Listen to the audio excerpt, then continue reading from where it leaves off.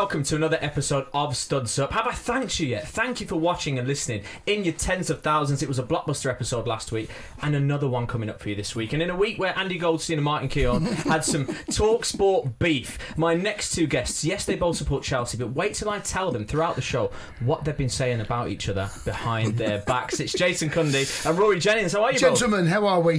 Good. Yeah, good. Yeah, another Studs Up. Yeah, I'm very nervous. I don't feel like myself today. Why? Well, we've just got such a big game this weekend. Like the football is really starting to matter, isn't it? Like every single moment of every single game can have a massive impact on the state of my life.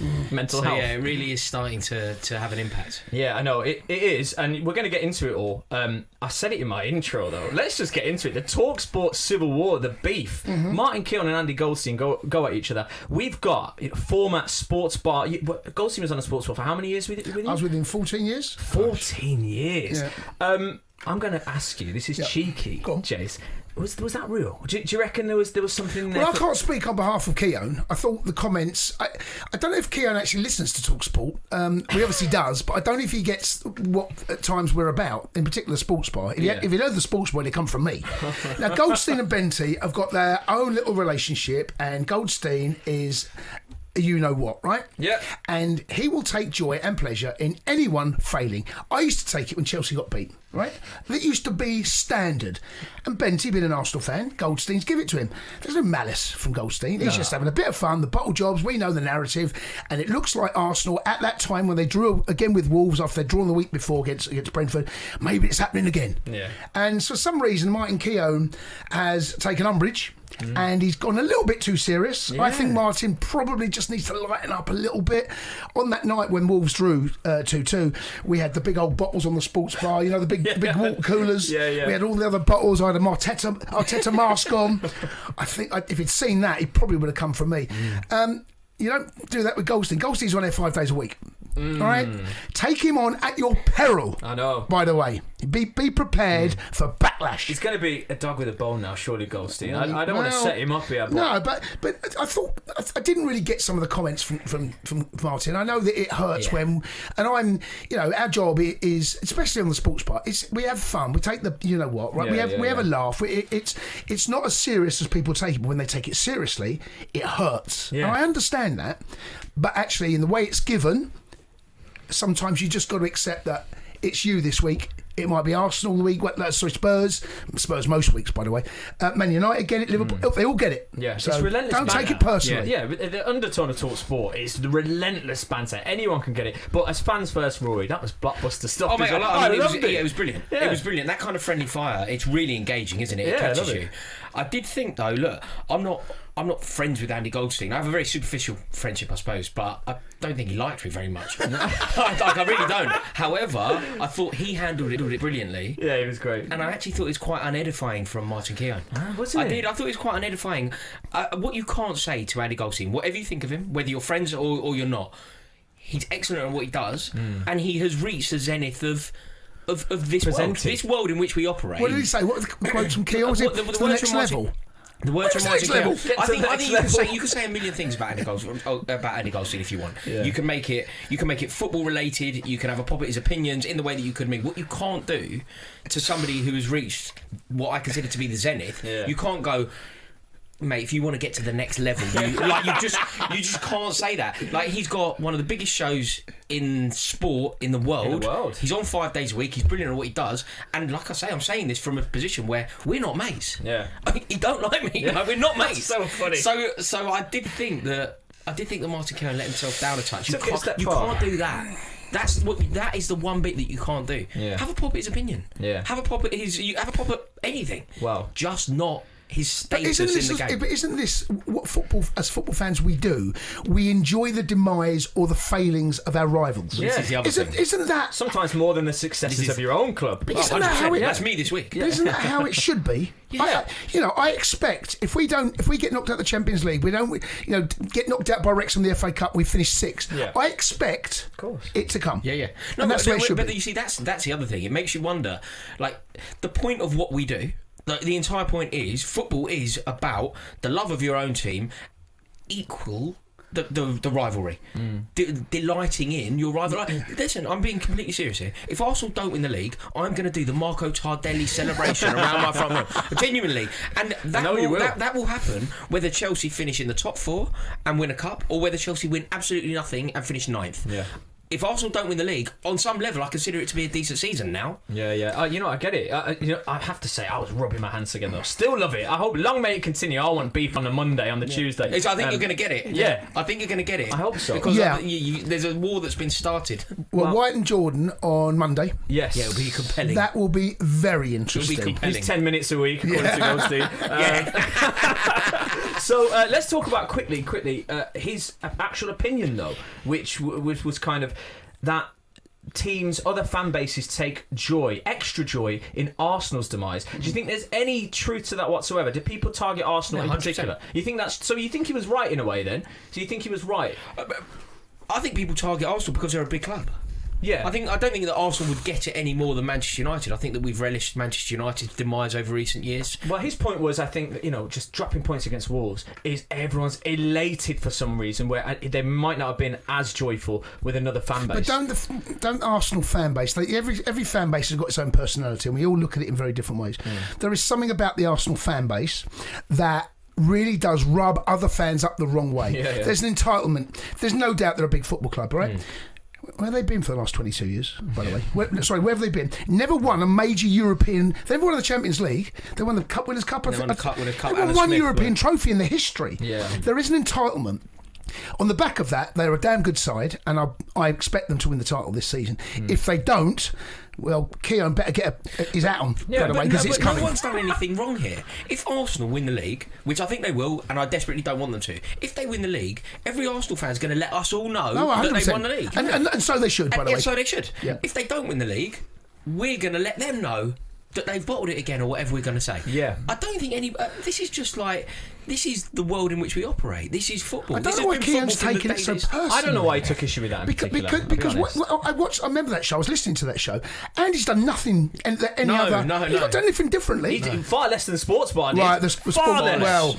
Well, Keown doesn't listen to this and watch the sports bar. Watch it back, Keown. No, don't. He'll come for me. Right, Rory, you hear me mention at the top of every show, this is brought to you by talkSPORT Bet. Have you had a chance to check them out yet? Yeah, I have, mate. And more importantly, I've checked out the welcome offer. It is actually ridiculous. It really is. And I'll tell you guys exactly what that is. It is bet £10 and get £40 in free bets, not up to £40 in free bets, and you've just got to go to www.talksportbet.com/studsup, and we'll put the link in the description as well. Mate, it's one of those. If you are betting anything this weekend, whatever you are thinking of doing, you basically have to do it this way. You bet a tenner, you get £40 free bets. That's unreal. Well worth snapping up, and I'll tell you the URL again. It's talksportbet.com/studsup. 18 plus, obviously, and gamble responsibly. Now let's get back to the chaos. We'll circle back around to Arsenal, so it's not just Arsenal relentless chat. We'll pivot to a little bit of Chelsea. Rafinha, 6 games in the Premier League now. He's had 6 games, 4 wins, 2 draws. How are you ranking his start to life as Chelsea manager? And I'll go one further. Why are you drawing to Burnley at home, lads? Why has that happened? That's a very good question. Leading both leads 2-0, 1-0 up against Burnley. Another red card. We are still that team. I feel like I'm repeating myself. Can't trust them. Still can't trust them. We're not that team you can trust. The players, individually, when you say that, if I just get down to that point, is it the players in particular? Well, it's everything. It's everything. You can't trust them. You go 1-0 up at home, you go 2-0 up at home against a promoted side that are fighting relegation, both Leeds and Burnley, by the way. And you can't get over the line. And I've said it again, sorry, I'm not going to apologise for repeating it. We are not a team that deals with setbacks well. And that red card is the setback. And from that moment on, it was almost inevitable that, one, they'd get a chance. And if they do, they score. They could have won it. Yeah. By the way. Can we just have that right? So we come out there. And then the Leeds game, once they got the penalty and went it 2-1, Leeds were all over us. And we played well in that game. It's one of the best performances under Rafinha. But we don't deal with that punch on the nose again. And why not? Because we're just not that team. Why not? Because there's no leaders. There's a real lack of maturity about the team. There's a real lack of leadership in that team. And you watch it. We go on the ropes, and when we're on the ropes, we literally cannot come back. We're that on the ropes in the boxing terminology. I take it there's something loaded behind that. Why not, Rory? Yeah, I mean the reason that we are so like we're just not a robust team. The second that you get at us, we capitulate, which is the exact antithesis of what we used to be. If there was a period where if you wanted to play a football match against us, we were good enough. We had the expansive qualities, the likes of Arjen Robben in the team, like beautiful footballers, Joe Cole in the team. Equally, if you wanted to have a fight with us, we could do that. Now, if you want to have a fight with us, we basically wilt. And the reason, I think, partly at least, is because we're so naive, we're so young. We're gullible. We're so young. We are. Yeah. But Naive is a great this word. is the strategy that is employed by the ownership and by these sporting directors. We only sign young players. We then marry up only signing young players with appointing an incredibly green manager. Obviously, you're going to be unaware. Obviously, there's going to be an underbelly. Your children on the pitch, and you're led by a child. How much of the manager do you think is responsible for that draw at Burnley or that continued culture? How do you judge his start to life at Chelsea? I think it's going exactly as you would expect. Yeah. I think that we are a team that are capable of pressing the self-destruct button at any point. We're also a team that are capable of taking the game to anyone. It's a very unpredictable time at Chelsea, and I don't really know what to expect from us. So he needs time then. You're still. I mean, look, this has been going on long before he arrived. By the way, under Maresca, the red cards. I said when he was appointed, if Liam Rosenior really wants to get to add something to our game where he can really instantly improve it.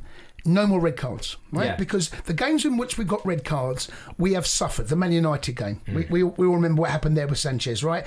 Okay, Maresca got caught in the headlines. The one game I can say that we actually responded was Arsenal at home when Moises got sent off, right?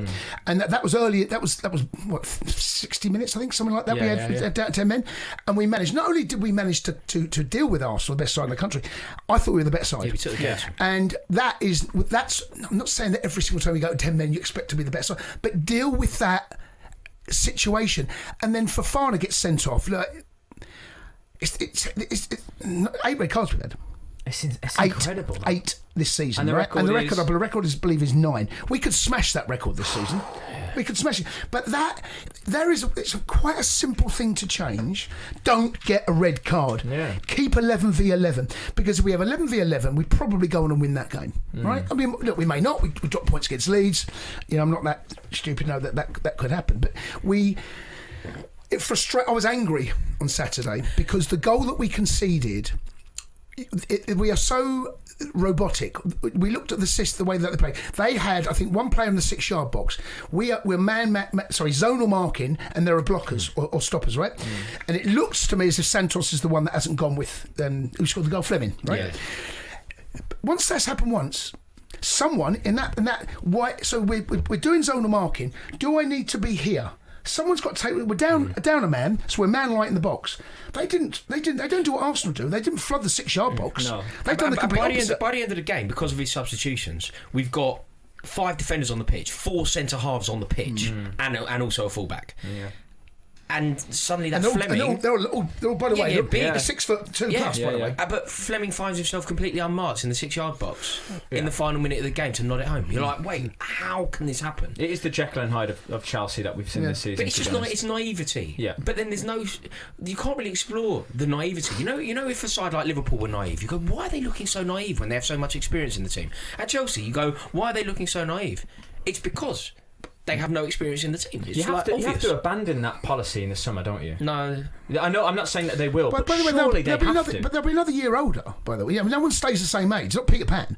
So, do you know what I mean? It's like we do actually have some experience in that team. Reece. No, but what happens is we flip them on, Chalobah. No, but we flip them on. What happens is you buy Noni Madueke, you tell us that Noni Madueke is going to be a massive part of our team, you help elevate Noni Madueke's performances, and Noni Madueke, under your tutelage, becomes a more experienced player and an England international.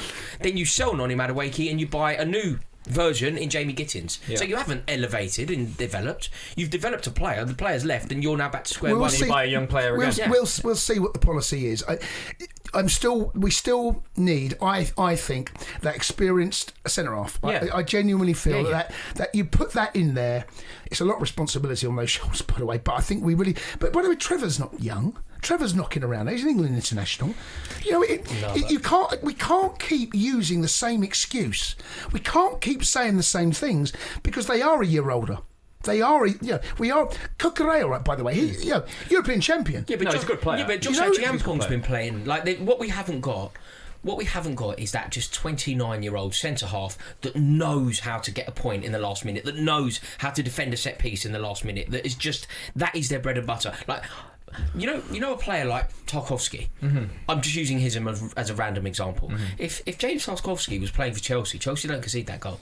You could be right. Yeah, he's got the know-how. I completely agree. Going on to this weekend, boy, oh boy, massive fixture. I suppose the question is, how much does Chelsea derailing Arsenal's title charge? How much does that mean to the Chelsea fan base? Is that still living large? Can we get the camera on Rory? Are you serious? I've just been giving a look. That's massive, yeah? Yeah, I mean, it's my motivation. It is my motivation. Fair play. Chelsea finishing 4th or 5th, which is our other motivation, pales into insignificance of stopping Arsenal winning the league. Really? Of course it does. Finishing 4th or 5th isn't historic. Nobody will remember. The only minor benefit, really, in terms of what you get is a Champions League spot. Yeah. But you haven't achieved anything. You haven't made history. You don't remember who finished 4th. Arsenal win the league. It changes London. It changes the trajectory of football. It changes Arsenal Football Club. It changes the perception of them. We can. I think it's got to the stage now where the value of the draw is so significant that we can effectively derail their season. Yeah. Whether we do or not, we were saying this about Tottenham and look what happened. A draw, I mean, there's not a Chelsea fan out that wouldn't take a draw. Yeah. Listen, Arsenal are a good side. They are so well drilled. This squad has been built and designed for this moment. It feels as if it's their moment. And I'm as much into, I'm not quite in Rory's camp there, I'm as much interested about us getting something as stopping Arsenal. You know, it's twofold. If we do take someone off Arsenal, that's only going to help us. We got Aston Villa following week, right? 2 tough games. And we got the 2 Manchester clubs coming up. Games. Here's one for you then, Jace. Would you rather Chelsea finish 6th, but Arsenal don't win the title, or Chelsea finish in the top 5 and Arsenal win the league? Top 5. I'm not that. So you'd have Arsenal win the league? Yeah, top 5. I don't want... No. If Arsenal go and win it, they deserve it, right? This football club needs Champions League football, right? I don't want to play... You would rather play Europa League football, just stop Arsenal winning the title. I'd happily finish 12th. I'd happily finish out of Europe to stop Arsenal winning the league. No, I'm not in that camp. I would happily finish 12th to stop Arsenal winning the league. I basically accept anything. What about Chelsea getting relegated? No, apart from relegation, I would accept anything. I will accept anything. I'm not there. I'm more about Chelsea. If you offered me a trophy, and I love silverware, if you offered me a trophy, Chelsea win the FA Cup and finish 5th, or Arsenal win the league, I sacrifice 5th, I sacrifice the FA Cup, and I stop Arsenal winning the league. Okay. Hey. No, I'm not that. Not that way inclined. If we you need to be a bit more bitter. No, I am bitter. Don't worry. I'm as bitter as they come. There's enough there. There's enough bitterness there.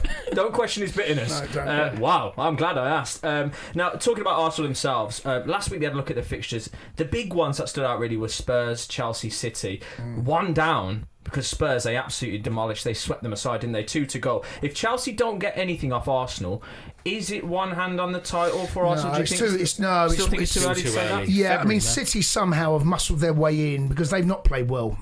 And for the first time in a long time, when Arsenal drop points against Wolves, it's in Man City's hands. And it's fair to say it's still in Arsenal's hands as well. Yeah. If Man City win all the games for the rest of the season, they win the title.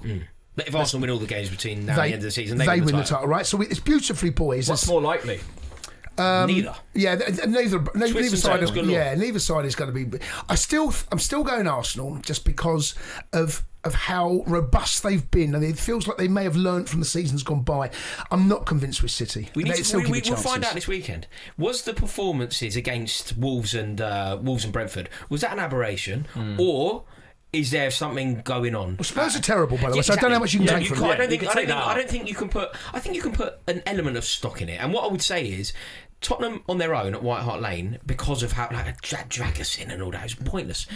But if you as Arsenal win away at Tottenham and then Chelsea at home in 2 consecutive weekends, that is a statement result. But aren't they expected to win both games?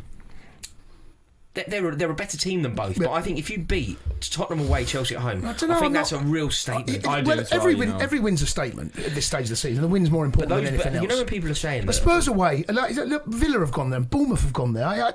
There's extra incentive in it's those harder for games. Arsenal to play there in a way. Well, on some definition, it's Arsenal's hardest away game of the season in terms of the intensity of the game and the hatred but not that where they're facing. at. I mean, this is a Spurs side. They could be relegated. This time next season could be in the Championship. Yeah. So I'm not. I'll take so much. The most impressive thing was how well they dealt with them. You know, this wasn't a scrappy 2-1. Yeah. This was a convincing 4-1. Could have been 5. Could have been 6. Put it this way, against us, I can guarantee you, however it goes, we will fight. Enzo Fernandez, Moises Caicedo, you know all that room that Gyökeres had at the end, on the edge of the box. He won't have that. You know, like Eberiche Eze kind of dancing his way through, like using his. He won't be able to do that. I'll tell you what else will not happen: the way that Gyökeres bullying Archie Gray. That doesn't happen. Like nobody at Chelsea will allow for that. Like Enzo Fernandez will just not allow that to happen. Yeah. So there will be a fight for Arsenal. I'm just worried about their set pieces. Of course, Our young back line. If they get that right, and they probably will. Arsenal. There will be a moment in the game, where they make that count. That's what it feels because they're too good at it. And our set piece defending this season, dead balls in the final third, whether it be throw-ins as well, we really have been pretty poor. Well, one of us have been allocated that fixture in the Studs of Bacca, so we'll be picking that at the end of towards the end of the show. As we talked a little bit about City there. They've got Leeds on Saturday evening. Obviously points on the board over games in hand. You know, some people do believe in that. It's home to the Super Boost as well with talkSPORT bets worth saying. Just City to beat Leeds has been super boosted from 4 to 7 to all the way to 11 to 10. Wow, that is a fantastic price. So if you think City will do it, then by all means check that out. Do you guys think City will do it? Because it's an even kick-off on the Saturday. Rory, I spoke to you a little bit about this. You're not sure, are you? They just have to. They just have to. Like City this season, if you're just judging them this season, you probably go, there's jeopardy here. Yeah. But I wonder, do you think there's anything in this that you can draw a line in the season pre and post Anfield City? City pre Anfield going to Ellen Road is dodgy. Yeah. City post Anfield, the realisation that the title was nearly taken away from them. Is there a new version of City now?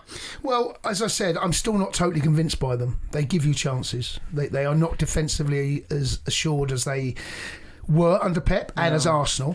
I'm still waiting for the Mark Guehi partnership, Diaz, to really blossom. I mean, don't forget, 2-3 weeks ago they were 2-0 up away at Spurs, Man City, and they drew that 2-2. Oh, God. Yeah, right? that was horrendous. Yeah. You know, so they're still that team. They're still that team. I was about to say I don't expect Arsenal to do that, but they've done the same thing against Wolves. Yeah. Right? But I still feel that Arsenal there's a bit more about them than I think City. And this is one of the games that you look at, Ellen Road, crackling atmosphere, under the lights. Yeah. It's one. If you're an Arsenal fan, you're looking at this going, maybe. Potentially, absolutely. And by the way, Arsenal went there 3 weeks ago and absolutely demolished them. Demolished Leeds. What's interesting about City and Arsenal this season is, you know, we've been spoilt really by Pep City because really on the final straight you don't see nerves, and they really go for that. You know, they can get 10 wins in a row, etc. We're seeing nerves in both of the two teams that are going for the title this season. We're seeing that set in. It'd be the worst City side to win the Premier League. Yeah. Oh, that's a fantastic. It would be the point. first time that they've won a league that they're not entitled to win either. It's not their league, and they would have potentially won it. And normally, when Pep goes into these battles, right, he's lost titles before, but he's been miles behind. Yeah. Right? When he goes toe to toe, he wins these. He does. Yeah. That's something you've got to really credit him. Yeah. When it's tight and it's narrow. He hasn't lost one of them. The race. No, he never lost the race. That they had. No. Like even including a season where Liverpool hit 97 points. Yeah. Incredible. They still won it. When they are in a race to win it, they win it. I'll give them that. Yeah, that's fair. Talk about the other side of Manchester, the Red side. 5 wins and a draw for Carrick. I'm the happiest I've been in years. Thank God for that. Yeah, look at me, boys. Thank God for that. There's colour in my face again. It's been amazing. talkSPORT, actually, they have United finishing the top 4 at 4 to 7 now. So there we are. Are we getting into the territory where we have to consider, or you know, the fan base, the board, have to start considering Carrick for the job? Me as a Man United fan, I have to say, and I think this take is proving more and more unpopular by the passing week, and I get it, but I'm still wanting to hold off on those Carrick conversations. He's been a breath of fresh air. He's been phenomenal since he came in. Yes, he's been brought in as an interim to steady the ship. Has he done that. If anything, he's got us back on course, which is testament to him. But I still feel like Carrick is not the best manager in the world, for example, and those are the kind of candidates, especially when you factor in European football, the FA Cup, the Carabao Cup, and there's so many more things that will be on his plate. I feel there's managers out there potentially better equipped to at least interview for the job. So I'm on the hold off on Carrick for the time being. Rory, you're giving a slight shake of the head there. Yeah. Are you on the opposite side of it? I disagree with almost every word you've said. Really? I really do. Yeah. I'll tell you why. Rather than even analysing about is he the best manager in the world, forget that. I guarantee you this: if Manchester United for some reason decide to dilly-dally, they decide to swerve Michael Carrick, they decide to delay Michael Carrick, I guarantee you that somebody else will be looking at the contribution that Michael Carrick has had at Manchester United. Tottenham, for example, will be looking at what Michael Carrick has done, and they will be going, give him a contract. I'm being really serious. Where's the fire? Where's the rush? Why? Because what about that as Carrick is not going to Spurs. No, I use them as an example. Michael Carrick is undoubtedly. I mean, Manchester United are the form team of the country, probably, in fact, form team of Europe. Yeah, top of the form table since the turn of the year. So, with that in mind, I use Tottenham just because it was an obvious example, a big club with a poor manager and a club link. He played for Man United. He's managing the biggest club in the world. Why would anyone think that he is going to go, I'm going to go over there now? Okay, forget. If Manchester United decide to swerve him, why doesn't he end up at West Ham? Why doesn't he end up at Tottenham? He's a great man. He's doing a great job. That might happen. What I'm saying is, where's the need to sign the contract now? Yeah. Where's the rush? To prevent the eventuality that I just... Give me a scenario where he goes to another club. Give me that scenario. Okay, I'll give you the scenario. What dates? Give me dates. If Manchester United don't make it apparent. When? What date? Give me a date. I need a date because this timeline. I need the timeline. I don't know the specific. How many games to go? I feel like if Michael Carrick takes Manchester United into the Champions League, if it gets to the stage where Manchester United are obviously going to finish in the Champions League, well, I think they're there already, but there's still jeopardy around that. That still may not happen. Once they're a shoe-in. If Manchester United don't say, right, you're a major contender for this job, please don't talk to other people, Michael Carrick will be talking to other people. What makes you say that? Why would he? Why wouldn't he? No, because he's at Manchester United. You can only go down. You're not going to sit at Manchester United while they interview Tuchel. You're not going to sit at Manchester United while they decide to have a conversation. No, I'm not saying interview. But this is why I want a date, right? Last day of the season, if they finish third, which I think they probably can, right? And that's when we have the conversation.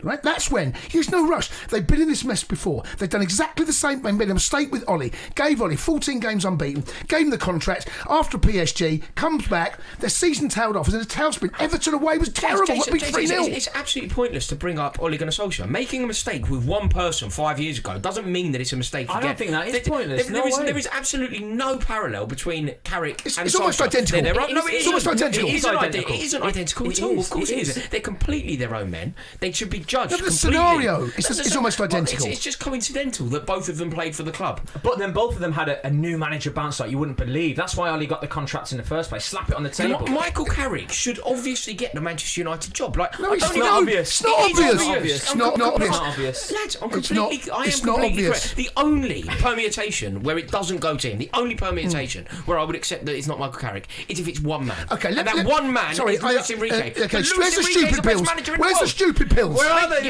You've taken them all. No, you've both taken them all. So listen, right, when Ollie took over from Jose, right, there was a dark cloud above Old Trafford. Yeah. Jose brought that club to the knees. It was in a terrible, terrible way. The fans were on their knees, the players were on their knees. It wasn't difficult for Ollie to lift them up, right? Same scenario. Yeah. Amorim, one of the worst performances, playing three at the back, players unhappy, fans, worst United side in history. It wasn't difficult for Carrick to do this. Now, I'm not taking anything away from him. I think that's really productive to the contribution of Carrick. It is hard. You've changed the team. You've changed the team all over the place. Okay, what about Van Nistelrooy? He won 4 games. Why didn't you give him the job then? Look, why did you give him the job? I'm judging Carrick on Carrick's contribution. No, I don't know. Carrick's contribution. I'm not saying he shouldn't be in the interview process, by the way, but it can't be a sure win. Give me a date. Give me a date. I think that he should get the job now. No. Oh, Rory, no. I don't. Look at the work on Sesko. Look at the work on Sesko. Look at the form of Kobe Mano. Look at the form of the back line. It's brilliant. I don't understand how this is even close to being controversial. It's so important for Man United fans and the Man United board and everyone involved to hold your nerve. Hold your nerve. Carrick's not going anywhere. Let him enjoy it. Let him have this. Don't put any pressure on him. He's not going anywhere. He's not going anywhere. Why not? Because he loves this club. It's his dream to manage this club. But if the club if it's not a reciprocal love affair, then obviously he will be now being been tapped He up by has a some of the contract biggest clubs. until the end of the season. He knows where he stands. That's it. Leave it there. But there's no rush. No. There's no rush. Where's the rush? I think that sounds really naive. Do We you know that footballers have Do you know what contracts it's that like? finish Do you and know then what they it's have like? It's like me and a pre-arranged. girl, right? Going out on 6 dates. You love her. She's beautiful, right? You love this girl. Ask her to marry you. Why would you do that? Because you can still date her for the next 6 months. I completely Why disagree. would you ask her to marry you? Disagree. Oh, dear. And do you know what? You two are a source of disappointment to me. Both of you. You both let yourself down here. Was that an I'm the analogy only from person- experience, I'm the Jace? only person with any sense on this podcast. and I don't say that sentence lightly. No one Michael asks a Carrick- girl to marry her Football- after 6 dates. Football management Right? is a meritocracy. Michael Carrick has taken the reins of a club in total and utter disarray. He has rejuvenated that club. The Stretford end is in full Wasn't voice that again. difficult? Yes, it was. Look, It was. Look, they've got him. No, it wasn't that difficult because he's playing players in the right position. He's got Mbuemo, which costs X amount of million. Seshko's got X amount of million. Cunha. Look he's at that front three. Look Yeah, at But that goal. he's taken the brave decision to drop Sesko to the bench, to play Mbuemo up front on his own. That is good managerial skill. Getting Travis Binion working No, with it's- Sesko to turn him into No, it's not one of the saying it most isn't. ruthless forwards. No one's saying it's not. No, it's fantastic what he's done. But you said yourself, well, who knew? Play Bruno in the right position. Start Kobe Mainu. That's essentially what he's done. I'm not saying he's not a fantastic manager. The work on Sesko is phenomenal, Exceptional. and the cultural, like the culture of Manchester United now feels like Manchester United again. You've seen that Gary Neville quote where he says he can't describe what Manchester United is, but when he sees it, he knows. Yes. This is Man United. Look at that breakaway goal at Everton. Fantastic. That is Man United. It's amazing. And enjoy it. Can I also just say that Steve Holland needs probably a huge amount of credit here, right? absolutely, Because, yeah. you know, Steve Holland now... That he is a damn good coach, as we all know, right? England, Chelsea, you know, he worked all over the world. Brilliant coach. He's had something to do with this as well. Carrick is the one, is the front of it. Yeah. But I don't. We all remember Rio going, putting that out, Exactly, get Ollie at the wheel, That sign was the. one mistake that has no bearing For me on this once, mistake. shame on me. For me twice, shame on you. You're being Rio in this situation. No, I'm not. I'm actually. You give a contract now. I'm being the one person in the room demonstrating some both brain power and emotional. What if they lose the next 2 games at Man United? What if they lose the next 2 games? You still giving him it? I am, yeah. What if we lose between now and the end of the season every single game? You still giving it him? Too late? Give him a contract? I would have given him the contract. I think he clearly no. deserved it. Who's a better Man United manager than Michael Carrick? Who could you get in that's better than? No, You no, said I'm it saying that now. Right here, right now, right? That's why I wanted a date, right? We're coming into the beginning of March. At the end of March, he's still doing what he's doing in May. Then that conversation take place. I don't understand the need for it now. No, hold that your makes nerve. no sense. Hold your nerve. You don't need to. Off the back of your lackadaisical approach to pair you, Michael Carrick will end up going to a club, a very big club, by the way. Why not? He won't go anywhere. He knows the situation when he walked in. He knows he's the interim to the end of the He season. would have gone in there believing that he can convince people. he to still give him might that- do. And he still might. Well, I think we'll still find might. ourselves in a situation where Manchester United will have no choice or option but to give it to him. Yeah. I think once we find ourselves, there is no obligation right now. No. Once we reach that stage where they cannot give it to him, they cannot think about offering it, then that's when they I make the honestly deal. can't think of a better option for Manchester United. I mean, anyone. Ancelotti, I don't think it's a better option. Luis than Michael Enrique? Carrick. someone that's won the Champions League. Luis Enrique is the one that you could argue, but Luis Enrique is probably the best manager in the world. I don't think Manchester United are a club at the moment that can appeal Well, he to. might get sacked by PSG. Yeah, but I feel like if he gets sacked by PSG, I feel like PSG it's got Real knocked Madrid. out. They get knocked out the next round. Who knows? You just don't know. I think you They're in just a race, by the way, for Ligue 1. Yeah, in legal. Yeah, they are. Yeah. So, right. Well, finally, Jason Cundy's on my side. Is that what it feels like, Rory? My God, that was amazing. Mate, for the first time ever, I'm the teammate. brains in the room. This is like, do you know this has never been known to me? They're Like, the stupid pills. Yeah, I know, yeah. I'm the only person with any brain power in this room. Right, let's go and talk about one of your other favourite subjects. We talked about Arsenal already. Spurs, it seems. Are they being spoken about enough? Because 2 relegation battle-riddled seasons, they got absolutely dusted by Arsenal as well, by the way. It was they showed nothing. I was watching it and it was horrendous. It was really bad. It's toothless. Easy. Are they being spoken about enough just how bad they are? Do they need that big 6 title stripped away from them immediately? It's just I'm just not having them, me, personally. They're still a big club, but they're going down. They're actually going down. Look, there's one place up for grabs. Forest have a better manager and are better on paper and a better team than Tottenham. West Ham have found rhythm, found form, and have a better manager for this exact precise fight. They're in a fight, aren't they? I think they've gone. See, last season, winning, Brighton winning. I think last season, I'm not convinced they were in a relegation fight. I always felt that there was enough space, enough gap. Yeah. This season, they absolutely are. You can't deny that. You're right, Rory, because that squad is not built and designed for fighting a relegation. You need a certain minerals about you to go into a season where you are anticipating. Wolves would have anticipated a battle. Forest, maybe not as much Forest, but they've got fight though. Yeah, and also, I mean, West Ham. You know, I think this squad has been built for it. One thing I need to say though. It's the injury word, right? Their injuries are ridiculous. Oh my gosh, Jace! I never thought I'd hear you say the I word in an argument. I know, and I'm not. But I think that that's because what will happen if they start to get some of those players back? It could help. Well, no doubt will help. Right. I mean, where's Kulusevski been, by the way? All season. You know when you think about the players that are injured, really? Oh, mate, they got. It's bad. Mate, I know they've got injuries. Where's the doggy? Romero's got himself, doing whatever he's. You know when you think about a relegation fight, do you know who I want with me? Kudas, will he help? Kudas. Madders. He's out for the rest of the season. These are all players, right? They're very good footballers. But now we're talking about absolute warriors. We're talking about the gladiatorial nature of a relegation battle. And I'm thinking Souček, I'm thinking Elliot Anderson, I'm thinking Potts at West Ham, I'm thinking players that will fight tooth and nail to get you out of a tricky situation. Yeah. When I'm looking at this Tottenham team, they're lightweight. They're lightweight. None of them are fighters, and it's a disgrace to the club. You think about the club are a big club. You think about the what that badge should represent. The game's about glory. To dare is to do. The history and when the year ends in one. To dare is to do nothing. But when you think about it, I honestly now believe that they're going to go. I think they're right in it. I have them to go down as well, personally. When it comes down to how West Ham and Forest are going to be, they're in trouble. Like you say, you've summed it up beautifully, actually, Jace. And I've never really seen it from that. Their teams are built for it. Yeah. Absolutely built to be in this scrap. Well, also, can you think about this? On the back of that, if they do get relegated, that squad is not a championship fighting team. No.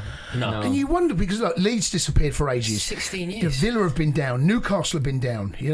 Some big teams have gone down. Leeds disappeared for a while. Yeah. Right? But Tottenham probably don't have. There was never any real fear that they were going to go. Tottenham probably don't have clauses in the contract. By all accounts, they don't. They probably don't. No. And do you know what? And there's another thing as well.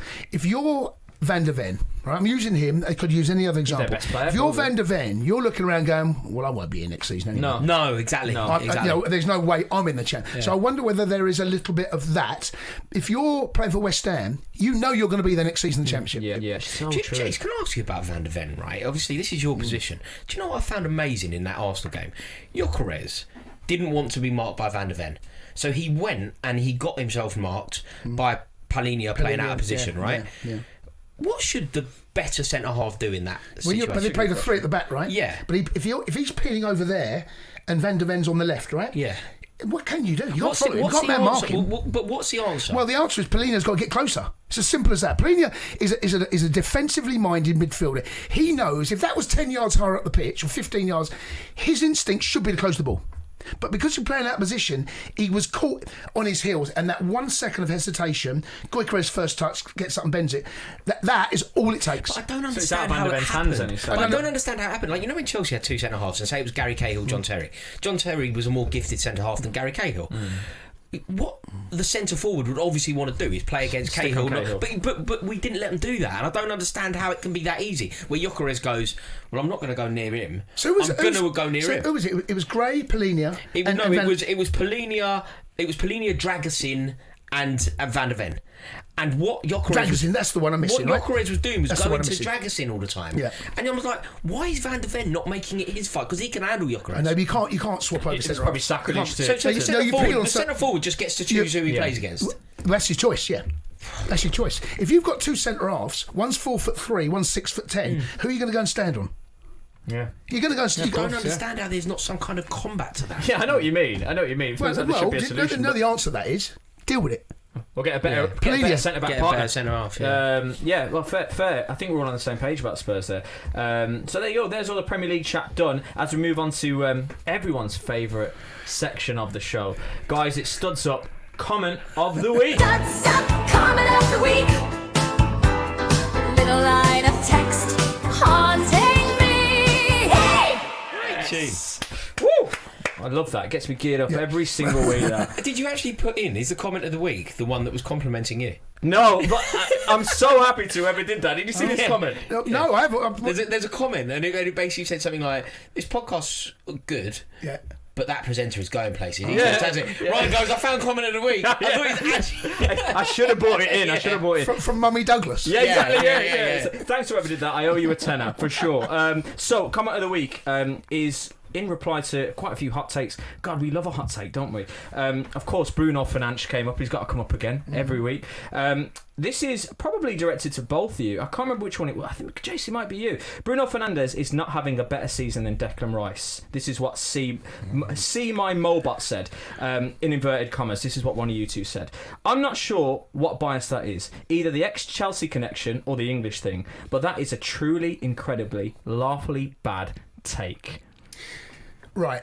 What is he saying that Bruno's having a better season than Declan Rice? That's what he's saying. I think Declan Rice could win PFA Player of the Year. Yeah, he will. Okay. Right? So that's the level. He will. You know, he has his levels of consistency throughout the whole season. Not having a couple of weeks off. Yeah. You know, not down in tools. Bruno Like, Fernandes has been excellent lately. But you have to do the whole season. Have you- All of those have Amorim you- games. have you He was taken good under forgetful Amin. No, pills? he was good under Amin, by the way. But your team will be was good beaten under week in, Amin. week out. Like that's just Mate, the nature of it. Well, you talk about- You've got to can manage the sack. I just combat something which is very important? Yeah. There is an accusation here of bias Yeah. from Jason Cundy and myself in favour of an Arsenal. Yeah, that doesn't make sense. That's a contradiction. It's a good point. That's a contradiction. See My Mobot, they've got you there, you know. They have got you there. So are you talking about the Declan Rice that gave the ball away potentially in the first half? mistakes And happen. And then drove his team back to victory. I don't know. It looks a bit Mistakes happen. emotional to me. I thought. Looks a bit emotional to me. Right. Okay. Next one here is from Tubbs. Tubbs124. I bet Rory had no issue with Jose Mourinho coming out and saying all of the previous clubs he's managed, Spurs were not the one that was in his heart and that one that he loved. That's what. This is in response to Ange Postecoglou coming out for Nottingham Forest. Did you have a problem with Jose Mourinho coming out and slating Chelsea? Slating Sorry, slating. No, I didn't. But that's Tottenham fans will tell you that they have no love for Mourinho either. Like they always saw him as a Chelsea. They always saw him as a Chelsea man. Yeah. So I think that was mutual. The issue that I had with the way that Ange Postecoglou spoke about Tottenham is that Tottenham fans were incredibly loyal to him, and Tottenham as a club, like, they stood by him. They could have sacked him many times over. And then look, the point was, if you receive £7 million, just be quiet. You know, if you gave me £7 million, you'd never hear my voice again. I could get anything from you, Rory. Anything from you. For a lot less, actually. No, fair enough. Honestly, there was so many to choose from, and there we have. But here's a comment of the week, and get the jingle ready again for once I say this one. It's from Kelly Cuts Cars. When did Ryan Clark join talkSPORT? And that is directed at me. Yes, That's yes, comment yes. of the week. Studs up, comment of the week. Little line of text haunting me. Hey! I read it, Yeah. and like you say sometimes, just gotta go, hey, fair play. no, let's see it, Fair see it. play. Yeah. Absolute banter rights. When did Ryan Clark join talkSPORT? So there we go. 3 years ago for anyone interested. So it's time for the studs are back at. Here we go. Right, so we've been allocated 3 fixtures for this upcoming Premier League weekend. We failed miserably last week, but we're going to get into it and we're going to rectify those mistakes, lads. So here we go. Jace, you've been given Fulham versus Spurs. Yeah. Where are you going with this? Well, I still think that Spurs are that team that can struggle every single week. Yeah. I've seen no evidence that gets 2 wins since October the 26th. They've had 2 wins in 4 months in the Premier League. Think about that. Wow. 2 wins in 4 months. When you hear that, when Jason presents that, you can't make a case for 2 them wins staying in up. 4 months. You can't present a case for them staying That's up. relegation form. Let's be honest. mate, and it's then bottom of the some. league form, really, yeah, isn't and it? then some. Yeah, So I absolutely. think the 26th of October was the last time they won in the Premier League. Christ. That is, I know. I didn't know it was that bad. You know. Yeah, it's before bonfire night. Like, they've had 2 wins. Anyway, away at Fulham. Fulham are a patchy side, but I still feel this is a good time to play Spurs. New manager. They did get rolled over quite comfortably by the best side in the country at the weekend. I'm going to go 2-1 Fulham, mate. Yeah. I still feel that Spurs. There's 2 games they've got at home coming up. They've got Palace and they've got Forest. They have to target those games. Anything, a draw, they'll take a draw now, right, against Fulham. That's a good point for them. I think they're going to get beat on a Sunday, and Sunday 2 o'clock kickoff. I'm going Fulham 2, If they Spurs 1. lose at Fulham, the atmosphere They could lose at Fulham, by the way. for their next. Yeah, of course they could. That's not ridiculous. No, absolutely not. I'm leaning towards Fulham myself off there, so I've got to agree with everything you said. So you're locking in 2-1 Fulham? I'm going to go 2-1 Fulham. I just still think that this Spurs side, I don't know what to expect from them, but I don't expect to win. No. Wow, okay. Well, we're locking that in then. As we move on to the second fixture of this ACCA, it's Manchester United versus Palace. Michael Carrick's red and white arms. Here we go. Rory Jennings is going to take this one. Carrick should be given the job. We know that. And I'll tell you what's going to happen here. And if I'm right, he really is getting it spot on. I think you'll both have to agree, right? I think he's just going to get this win, and it's going to be totally professional. Basically, nothing's going to happen. It's not going to be eventful. It's not going to be emotional like the derby against Manchester City or the win at the Emirates. It's just going to be almost a bog standard, business as typical. Yeah, win next 2-0 win. Really? 2-0 win. 2-0 home win. I like it. And it's going to be a non-event. 1-0 up after 20 minutes, 2-0 up after 70 minutes. Job Going done. each off. Yeah, job done. I see that. That's I I can hope see you're that. right. Well, let's combine that with the fact that Palace have been woeful. Since Also, Palace got a big win the other day, Yeah. right, which should ease the nerves a bit. Yeah. They're probably not going to go down. I felt like the win the other day and the win against Brighton probably enough to steer them away from the relegation zone. Yeah. So I think that they won't be necessarily. It's all going wrong for Glasner, isn't it? And It Manchester is. United will make light work of it. Since he came out really and said he was leaving at the end of the season, and at the time of recording, it's worth saying Palace are playing tonight as well, so we'll see how that goes. But okay, we're locking a 2-0 Manchester United. I've been given the absolute pleasure of Arsenal versus Chelsea. Oh my gosh, I'm going to defer to you boys a little bit. You're riddled with injuries, aren't you? In your back line. Well, I mean, we have injuries. Suspension and injury. Like we Yeah. have. Cucurella won't play, I don't think. Oh my gosh. Fofana's obviously definitely won't play, Oh. which is not ideal at all. Well, I want the title race as a neutral. I want the title race to spice up. And I've said this before, and I've had a few people say Manchester United fan wanting Man City. I detach myself from Manchester City at the moment. The way that they've been on, the trajectory they've been on the last decade. I want a good title race here. However, I do think this Arsenal side are unbelievable, and Chelsea we've talked about the Jekyll and Hyde. I can't see them putting up enough of a fight to stop this Arsenal side. I really can't. It will be about that, don't you reckon, Jason? Santos, Caicedo, Fernandez, those three. Yeah, and then that's important. Yeah, man. where'd you play? I mean, the one thing I will say is that João Pedro has been outstanding. He's been since, brilliant. I think 7 goals, 4 assists since Liam Seen's come in. He has really gone through the gears, the boy. We need to attack. I'll We be need to real as play well. them away from our I back don't. line. But the question, I don't know how we're going to line up. Does he do a 5 at the back, which he did in the Carabao Cup? You know, that I understand that because it was about stay in the game for as long as we can, and that he got that right because in 80 minutes we were still in the game, and then I felt he made the changes too late. He could have done it at half time. I don't expect him to do that. I think he'll go 4-2-3-1. I think that's the most comfortable shape that we have. Yeah. However, on what happened in the Carabao Cup second leg, Arsenal didn't really have to. They didn't have to score. They didn't have to. need They to. didn't need anything. so did it's they? a little bit of a false. Yeah, it doesn't mean anything. No, Not you in this can't game. draw on that as a gauge No, how this I will don't. go. But I wonder whether he might think about that. I still think he'll go 4. Rory made a point in the green room. We have got injuries and suspensions at centre half, so that is a problem. Cucurella's not playing. Hato will start. It's Cole Palmer. Cole Palmer's fit, right? Cole's fit. I have to say something about him, right? I know you guys absolutely love him, but I'm expecting more from him, man. He's not been the same. He's I think not. it's fair to No, he's expect not more. been the same. I just because I rate him. I know we've had the Bruno Palmer debates, but I really rate him. And so like, the hat trick the other week feels like a false stat to me. 2 of them were penalties, and you got to convert the penalties.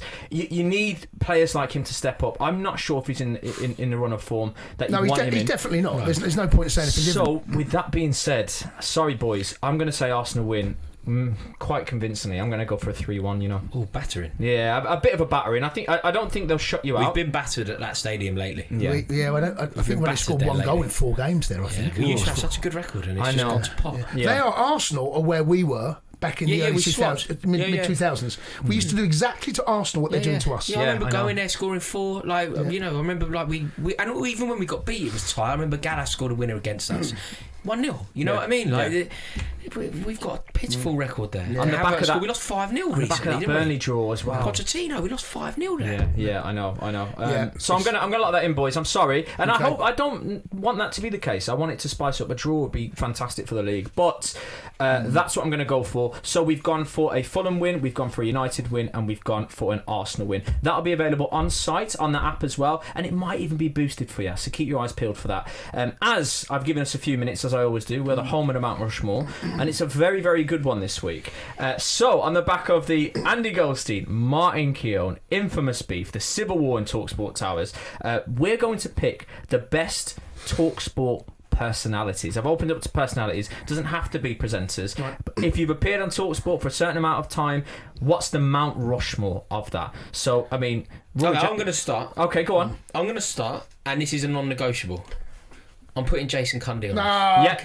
I can't put myself on there. No, You're but not. you're I can't. right. We had this discussion already. No, I can't go in there. locked in. Mate, No, Jason, are you Jace. actually an original? Are you from day dot? No, I'm not from day dot. How long have you been here, though? 21 years. Come on. I mean, Right. that's... What a man. Right. It's a look, You're not quite an no, original. but Adrian Durham Yeah, absolutely. and Alan Brazil, right? Have to be on right. there, don't Those two. Yeah. Durham those two- governor. Yeah. Yes. Durham the governor. Yeah, the absolute He's- mega. Absolutely They are brilliant. goats. Yeah, they are goats. Durham, back in the day on Drive, was just unbelievable. And do you know what now? You know when you hear him on a Saturday, he's flying about all the places.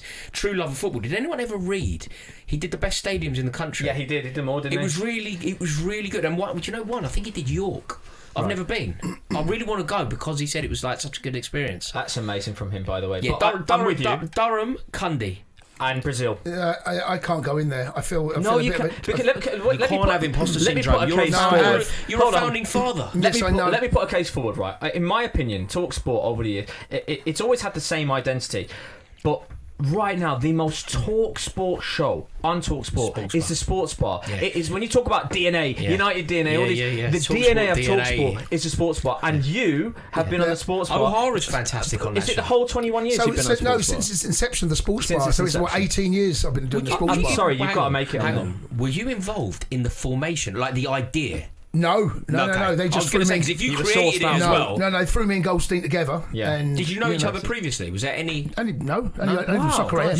wow, Only no Soccer way. AM, yeah, it's Okay. first together, yeah. So it's Cundy, it's Brazil, it's Durham, and we've got a fourth spot. What we're doing though, we're doing the H and originals. J have got to be in there.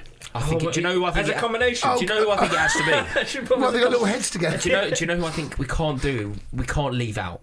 It has to be Simon Jordan. Oh, that show is it's unmissable. It's that amazing. show, for what that show is, it's absolutely unrivaled. The new era of talkSPORT, Simon Jordan is the guy, isn't he? Yeah. I mean, he is phenomenal. Yeah. And there's a hot topic you want to hear his Adrian opinion on Durham, Jason Cundy, Simon Jordan, it. Brazil. Alan Brazil. I think Brazil. But hold on, there's a Hawksby and Jacob shout over here. Well, I can put them- I can squeeze them on as because one. they've been here since the very, very beginning. So has Durham. So has Brazil. So who misses out? Simon Jordan or Hawksby and Jacobs? I don't think you can leave Simon Jordan out. So you've gone Simon Jordan. We've actually got a round table here, right? So we've got Simon Jordan. No, Simon's You're not. going. He's, as good as he is, he's not been here long enough. H and J for me.